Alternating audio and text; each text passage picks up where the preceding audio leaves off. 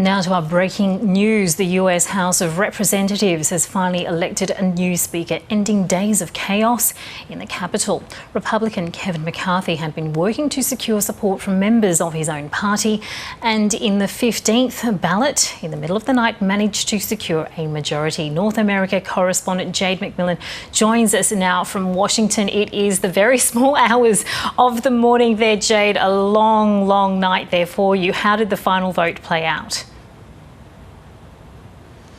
Oh, this has been an absolute roller coaster over the past 4 days, but particularly in the last few hours. This late night session of the House of Representatives got underway with the 14th round of voting. Kevin McCarthy entered that ballot looking very confident. He had earlier suggested to reporters that he believed that he would get the numbers he needed to finally secure the Speaker's position. But as that vote played out, it became clear that the result would hinge on one member, Florida's Matt Gaetz, a Republican who has been a very outspoken critic of Mr. McCarthy's. And when he chose not to support him, Mr. McCarthy lost that round by a single vote, and that prompted some really heated scenes in the chamber. We saw a number of members involved in very what looked like very tense exchanges. At one point, it looked like someone actually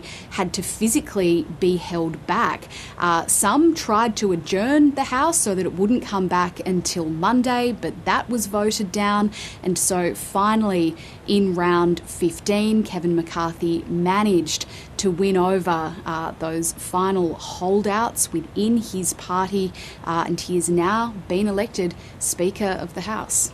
So Jade, it took so much for Kevin McCarthy to get those crucial votes to get him over the line. What happens next?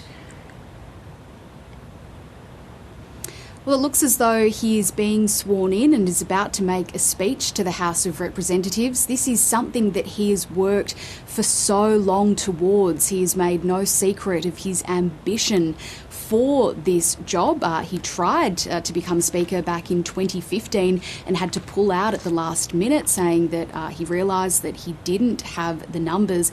And so this is something that he had been hoping that he would get another shot at. And even after, as he experienced defeat after defeat this week, he remained defiant. He insisted that he would fight it out until the end. He said it's not about how you start, it's how you finish. One of the big questions, though, now facing Kevin McCarthy is at what cost did this job come at? We know that he had already agreed to a range of concessions, including a series of rule changes. Among those would be a rule that would basically make it easier for any member of the House to trigger a vote that could then eject him from the position. So he is, in a sense, weakened right from the beginning.